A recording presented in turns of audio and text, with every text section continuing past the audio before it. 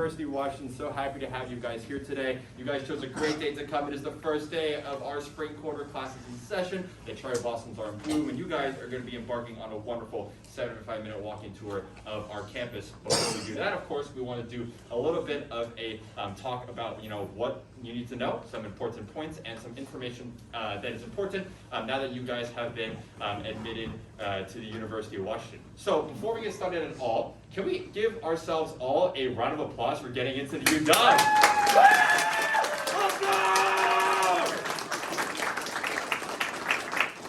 Honestly, it's really amazing to see all of you guys here. We have a full house today, and the college application process can be super scary.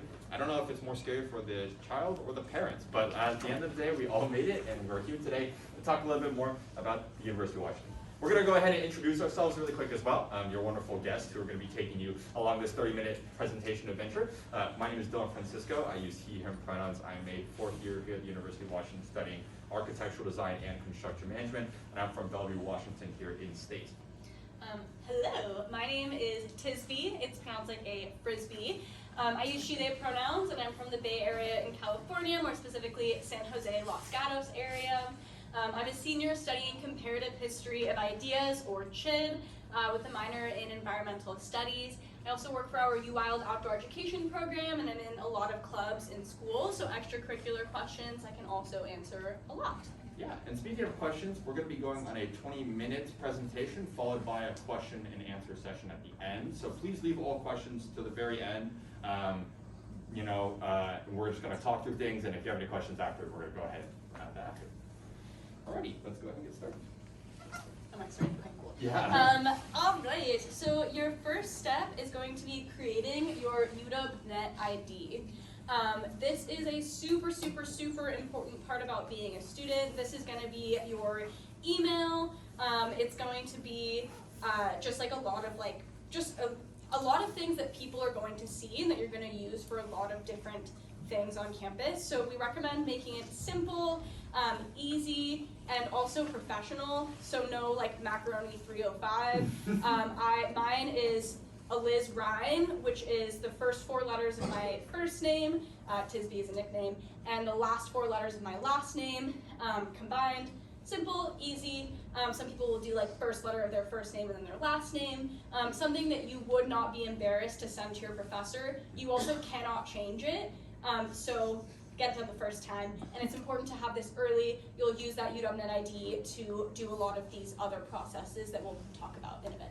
Yeah, for sure. And you're going to see a lot of these links on this PowerPoint. Those links are to get to the things that we're talking about. So your UW-Net ID, you'd start with this link right over here. Alrighty, moving on to the next part. This is going to be accepting your offer and paying the fee. The fee in question is our new student enrollment and orientation fee. That $396 dollar value right there. That one-time payment will be the only way to confirm your spot at the University of Washington. So once you guys are ready to claim your position amongst the wonderful ranks of UW students, you will go ahead and pay this one-time fee, and you will pay it through the website right over there. This fee is non-refundable because you're committing to the UW at this point. And June 1st would be the deadline to confirm your enrollment. So, due to FAFSA, I'm sure you guys all know, the date got pushed back. So June 1st is going to be that day. So our new signing day, decision day. For this year, it'll be June 1st, but by June 1st, you're going to want to make sure that you pay that fee, the new student enrollment and orientation fee, using this link, and that will all make sure that you have a spot here at the University of Washington. Great. So the next thing that you're going to do is show proof of immunization. We call it the 3 M's, measles, mumps, and meningitis. You can find all of the information about that there. All students are required to do this unless you have an exemption. You can also use this website to see what the different exemptions might be. So this is a really important part. Do this as soon as you can. Submit your records as soon as possible. It'll allow you to do all of these next steps as well. And if it gets confusing or weird, again, just follow that link and it will kind of help clarify things as well. Yeah, all right. And then our fourth step, will be to reserve a spot for advising and orientation, also known as A and O. So this will happen once you pay that new student orientation and enrollment fee. You cannot sign up for A&O until you pay that, so that's why the steps are in order like that. But A&O is, as it mentions here, the introduction to the Husky experience. It is basically an online session where you will sit in a Zoom call and they will lead you through more information about what your day one will look like when you literally get on campus the first day. We'll lead you through a lot of other important information about how university life as a whole works, how University of Washington will work, and also give you a lot of great information about classes and your first registrations for your incoming fall quarter, as well as planning out your entire first year will be happening at this A&O experience. Reservations will open on June 5th, so you want to make sure that you pay that new student, well actually you would have paid it already by June 1st, but then you want to pay that, and then after paying that you'll be able to start registering for orientations at this link. For any, as it mentions, parents or families, there are separate sessions that families can do together if you're really interested in learning more about the UW experience. But these sessions are built for the students themselves, so students will be able to sit in on those Zoom calls and be able to listen to, again, a lot of information about what UW is like. I know for me personally, when I started here at UW, it was the first year that we switched to doing online. It was, because of COVID mainly, but then afterwards they were like, oh, this makes a lot more sense than dragging everyone out here, so let's just do it online. And it was just really great to be able to, I guess, get a lot of people in the same room and just hear a lot of different stories from a lot of different students. It was a great way to kind of make those first connections and make those first friends. And also, planning my classes was really easy because in the little Zoom call that you have, it's just you and a couple of students and then a academic advisor who will help you kind of work and plan your first schedule. So no matter if you have a major in mind that you're ready to go for, or you're not sure what that major is just yet, you'll be able to sit there and go, can I fit dinosaurs into my schedule, like a dinosaur class in my schedule, or is that not possible? And they'll be able to help work through fitting their class schedule together and making sure that you are ready to go right when you get here on day one. So information, class sessioning, all the like at A&O, but you're gonna wanna pay the fee before you start registering for all that info. Great. The next thing you're going to do is consider your housing options. This one is super, super fun because where you live does impact your experience a lot, and there's a lot of factors to consider. So this is something that you can really take your time on and think through kind of what do you want out of your living experience. The most popular option for students is to live in our residence halls. About 70% of freshmen live in residence halls, and that number halves every year, so 35% sophomores. I cannot do the math for the rest of them, but there will be a lot of people in your class, and so it's really great community forming. You also do not have to live on campus any of your time here, so you can be a commuter student or live off campus. But I will go over residence halls just because that is our most popular option. The priority housing application is May 6th to June 15th. So what this means is all students who want to live in residence halls will apply in that priority housing period. If you apply May 6th, as soon as the registration opens, or you apply June 15th, right before the registration closes, that has no impact on your chance of what order you will be picking housing. Basically, they put all of those names into a hat, draw names from that hat, and then that is going to be the order that you sign up for housing. How it's going to work, you will be assigned a day and a time, and then on that time you can log into that portal and select your housing. There's basically just almost like a map of all the dorms, and you can select the room specific to the residence hall that you want. My advice to you, be on top of your date and time. Have it on your calendar. If your registration is scheduled for X date at 12:30 p.m., be logged into your computer 12:15 on that day. That just really helps ensure that you're going to be able to get the housing that you want. There are a lot of different ways that you can kind of find roommates as well, which is the other really important part of housing. So you can do random selection, which is kind of the classic where you fill out a housing application, or excuse me, just kind of like a form, an application that says what are your housing preferences, are you a night owl, are you messy, are you clean, all of those kind of living factors, and then the school matches you with someone who has similar interests and living styles. Another option that you have is selecting a roommate that you can kind of like select to room with. That can be either someone you know from high school, or it can be a person you meet before. That's what I did. UW offers a service called ZMe, which is basically a UW specific platform, kind of like dating apps, but for roommates. The reason I say that is because it's basically like everyone creates a profile and then you reach out to other people and just kind of like see what they like, all that kind of stuff. So it's a really great way to meet new people and form new community, but have someone who you've met and vetted beforehand. That's what I did.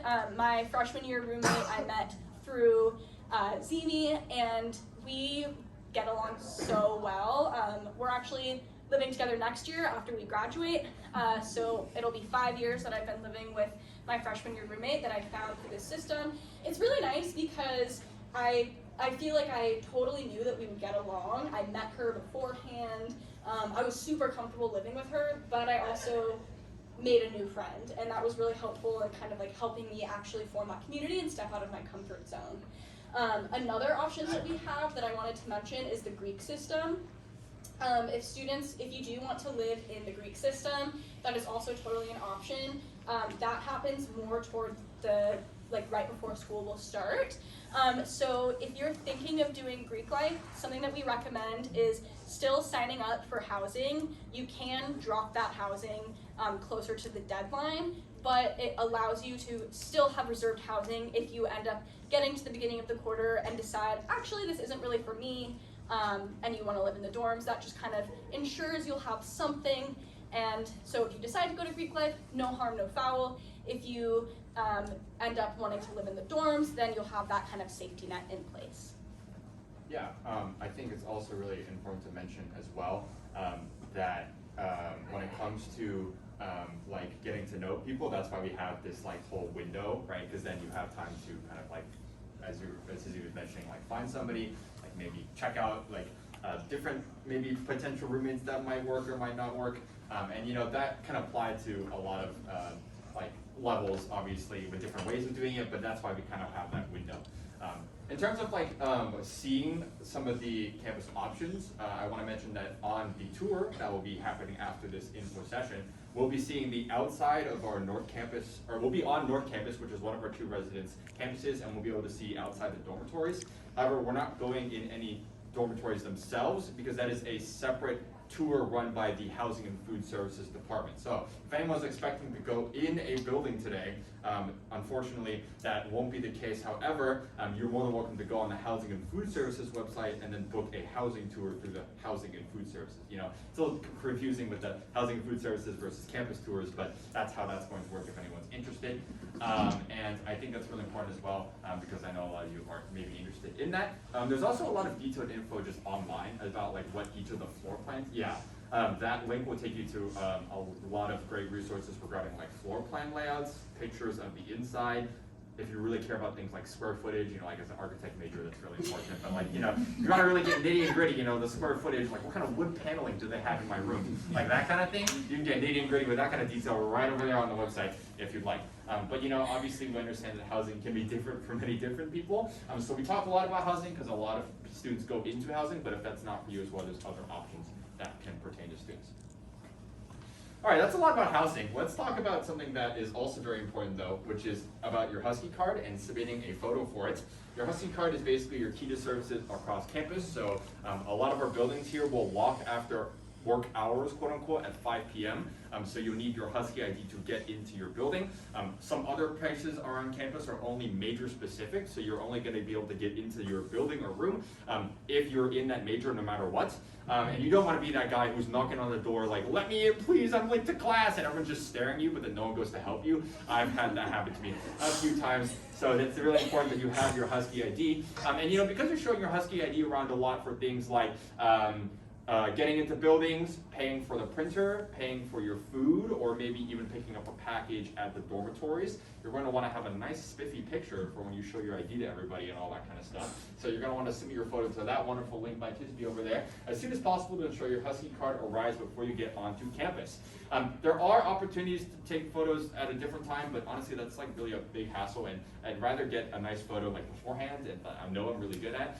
We've all had those picture day stories in high school where you take the photo and it's like, oh no, it's terrible, and then you have to live with that. Luckily for here, you can take a bunch of photos and then pick which one you like and then submit that one. So you want to make sure you want to submit it as soon as possible so your ID is ready to go on day one, so you aren't locked out on day one or anything like that. And this is. Oh, I'm sorry. This is a really nice guideline. We recommend like a kind of like a passport looking photo or like a driver's license photo. That's kind of like what you should be looking to submit. Yeah, sure. Again, professional, kind of like your net ID.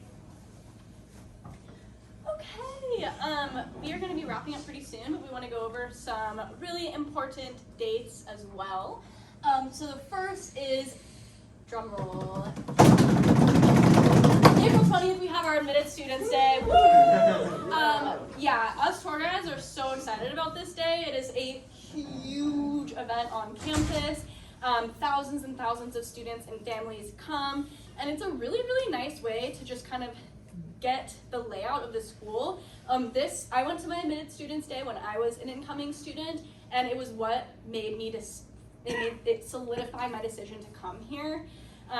There are a lot of really cool things you can do. First of all, just getting the layout of the campus is really nice. They have like Seattle 101 info sessions, they have tours, there are like classes that you can go and look into. It's just a really, really nice way to be able to make sure that this is a space you would feel comfortable in, get to talk to other incoming students. That was where I learned that there are a lot of Bay Area kids here. I thought I was gonna be the only Californian. That is a lie. So that was really comforting for me as well. Highly recommend attending it. Next, you have your priority application period for on-campus housing, which we talked about. Definitely put this in your calendar. You do not want to miss this priority housing application. It will be harder for you to get housing if you miss this application period. The next is your deadline to accept your offer and become a Husky, June 1st. I love this day. My family made it really exciting. We had the computer and we were like, had it ready to click. I had a hat and a Husky stuffed animal, and we had music ready. And I like clicked the sign-in things, and then we played that song. It's like, "Who let the dogs out?" And I like ceremonially put on the hat. Super fun. So it's just a nice way to reflect on the accomplishments that you all have had. This was one of our most competitive application years. It is a huge, huge honor that you all made it to this place, and such a huge accomplishment. And it's really important to reflect on all of this hard work that you did to get here. And that was something that I really appreciated. The next is your A&O reservation system. That's when that opens, June 5th. Again, put that on your calendar. Really nice to get a session that really works with your schedule. It's going to be exactly what you want. So highly recommend doing that sooner than later. And then July 15th, deadline for submitting your final transcripts. Just some kind of like housekeeping stuff. Also online resources to do that. I would recommend doing that a few days early as well, just because I'm personally really bad with technology, so I just needed a few extra days to figure that out. So highly recommend that. September 17th through 20th is our residence hall move-in days. Also a really exciting time on campus, super lively. There's a ton of current students helping all the incoming students, a lot of families. You get to like decide which bed you have with your roommates, which is really fun. I got there early and absolutely just claimed a space, which is really fun. And then Dog Days, September 18th to 27th. This is another huge event. We start planning the next year's Dog Days as soon as the last one ends. So it's a really, really, really big event, super fun. It's basically just to help students, especially incoming students, settle into the school before you have to start your classes. They have a Fall Fling concert. We've had Macklemore, Pitbull, Dayglow, a ton of really big names. There's like a carnival in Red Square. There's a big movie night in the Quad. There's something called, what is it, One Stop Away? Yeah. Mm-hmm. One Stop Away, which is where you get to go to like the Kraken games, which is our hockey team. or like Pike Place, all those touristy areas, you get buses to take you there, so you get settled into the Seattle area. So really nice for making community. I met so many people during dog days, and it was really nice to like recognize faces, know the layout of the campus before I started classes. And then last, September 25th, your first day of classes at the Husky. Woo! Yeah. So exciting. It's an awesome day. Yeah, so just something to look forward to. All right, and with that, that's going to be the end of the admissions info session that is going on right now. We're going to open up the floor to questions, but if your question doesn't get answered or if you have anything else, you're free to visit the admituw.edu website or visit that email address right there to get more questions answered. But for right now, Do you want to explain why you chose UW? oh yeah, sorry, that'd be really important as well. Yeah, thank you. Before we go into questions though, we do want to do, as we mentioned, maybe talk a little bit about why we chose UW, why we're standing in front of you right now.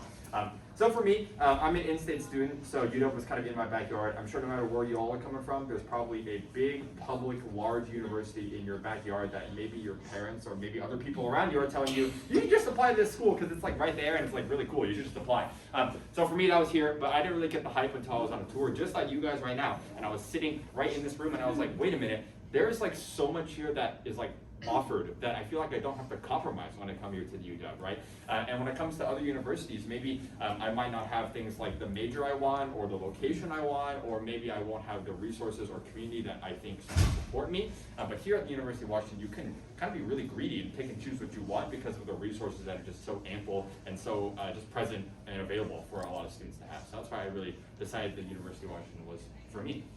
Yeah, so I had a process of elimination experience when I got into college, just like process of elimination with which colleges. My last two was this school and UC Santa Barbara, and they are pretty comparable academically, so the primary difference is just kind of like the lifestyle you'll have.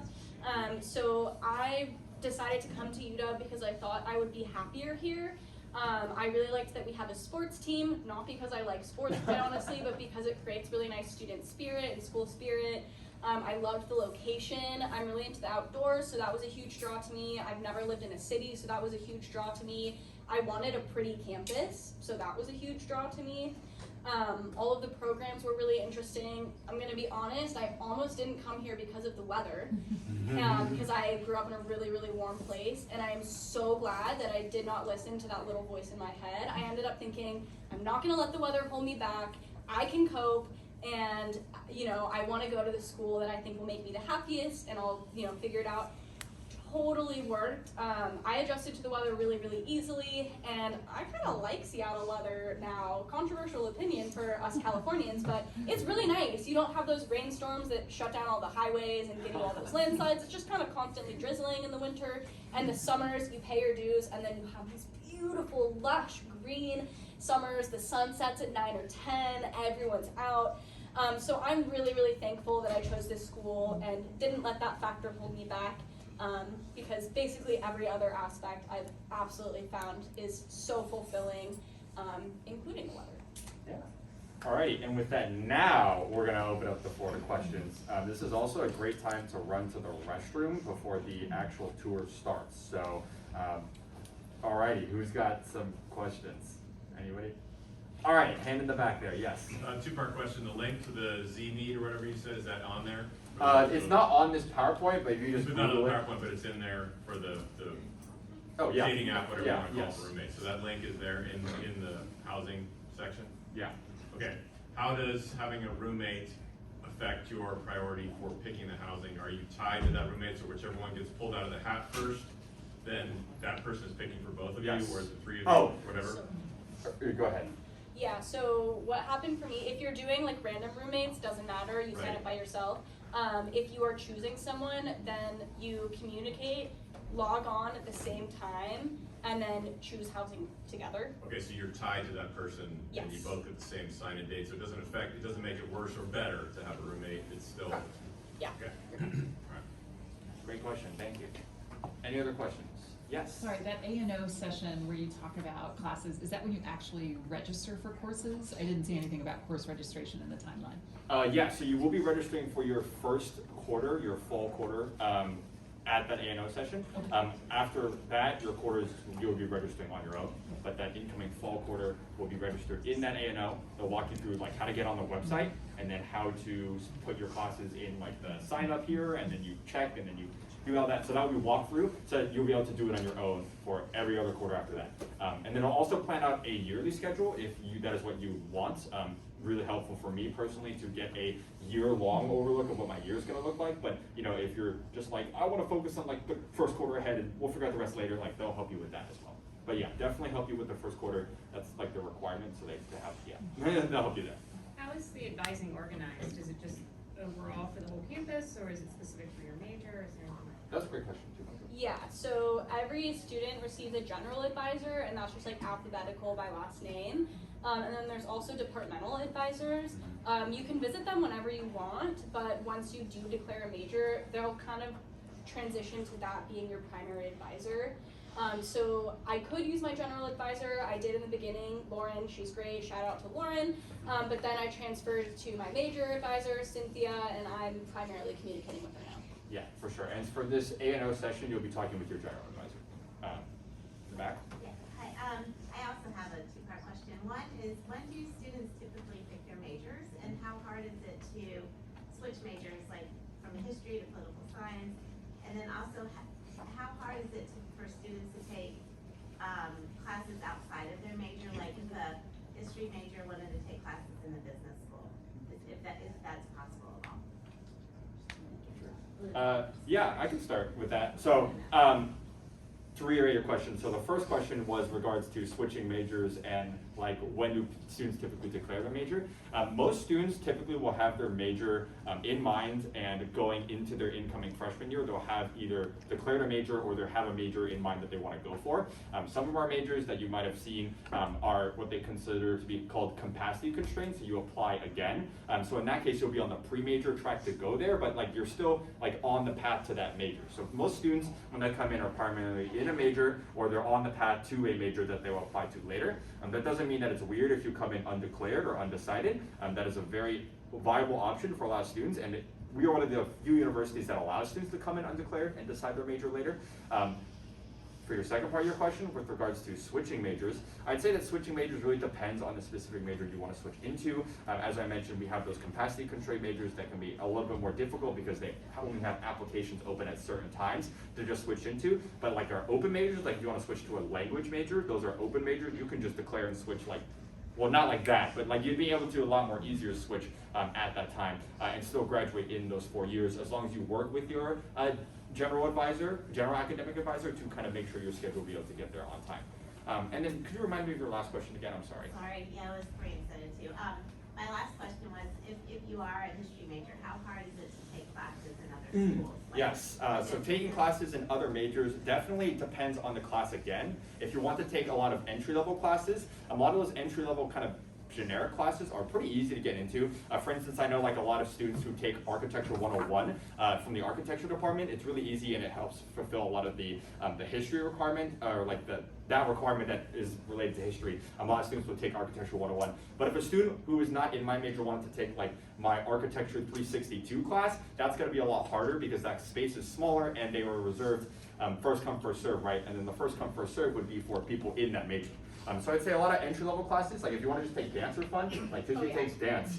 Tisby takes dance every quarter. That dance class is is mainly for dance majors, but Tisby's still able to take that despite not being a dance major, right? So. Yeah, to speak to my experience, I was one of the students who came in and was like, I have no idea what I want to do at all. We have over 180 majors, very overwhelming. Use your advisor. I became besties with my advisor, and I would take different classes every quarter from across majors and go and be like, this is what I liked about this one, this is what I didn't like about this one, and eventually we narrowed it down, and she got to know me enough that she advised me to check out a really specific major that I ended up loving, Comparative History of Ideas. That major is an open major, so I scheduled an advising appointment with that specific advisor and was declared in that major by the end of the advising appointment, which is like 15 minutes. So pretty easy. And then taking classes outside of your major, I do that every quarter I've been here. My major load is pretty light, and I also came in with credits. So I really prioritize just like, what do I want to learn about, and sign up for those classes.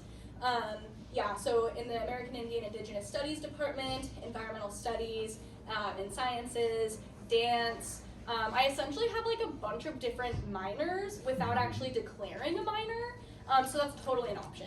Yeah. Okay, thank you. Yeah. Of course. We have time for like one more quick question. Yeah, right there. Can you maybe talk a little bit about the quarter system and kind of what students typically do? For sure. We'll talk a little bit more about that on the actual tour, but basically we have 3 quarters, fall quarter, winter quarter, and summer quarter. Students take around like 15 credits per quarter, which averages about 3 to 4 classes. And basically you switch every quarter, and there are breaks in between each quarter, so there's no learning happening in each break. It's class and then truly like not learning, you just relax, and then you come back to the next quarter with a new set of classes. And we'll talk a little bit more about classes and the like on the tour that will be happening right now. So actually with that, I want to go ahead and invite the one and only wonderful campus tour guide team to come up to the front and give their intro. Round of applause. Oh, I'll leave this up if anybody wants to. Oh, yeah. Cool. Bye, everyone. Yeah, see you. Bye. Thanks for coming. Enjoy. Alrighty, welcome everyone to University of Washington. How we feeling? Excited? Yeah? Alrighty, my name's Olivia Coich. I'm from La Center, Washington. It's near Vancouver, Washington. I'm currently a freshman, and then my intended major is microbiome. Hi, so before we get started, I'd like to say that the University of Washington would like to acknowledge the Coast Salish people who reside on the land that the university currently occupies. This includes but is not limited to the Muckleshoot, Tulalip, and Suquamish nations. Now, as stated before, we're going to be going on a 75-minute walking tour of our campus today. Due to the constraints of 75 minutes and the fact that our campus is quite large, we won't be hitting every single spot on our campus today. Some notable spots that we won't be hitting will include our Husky Stadium and our medical facilities. But if you guys would like to see those at the end of the tour, feel free to come up to any one of our tour guides here. We're more than happy to point you guys in the correct direction as well.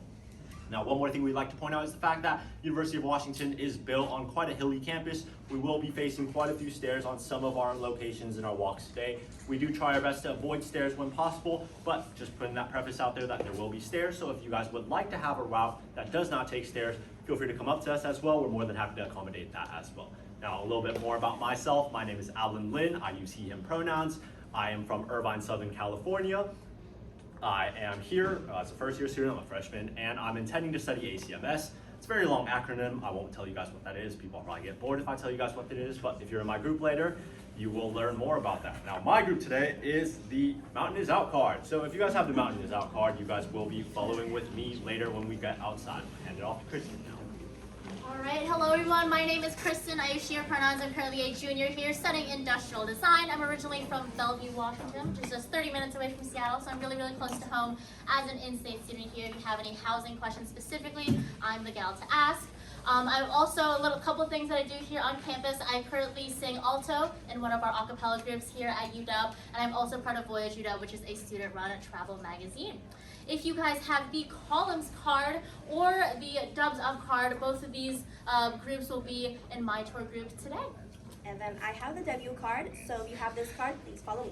All right, with that being said, let's roll it out.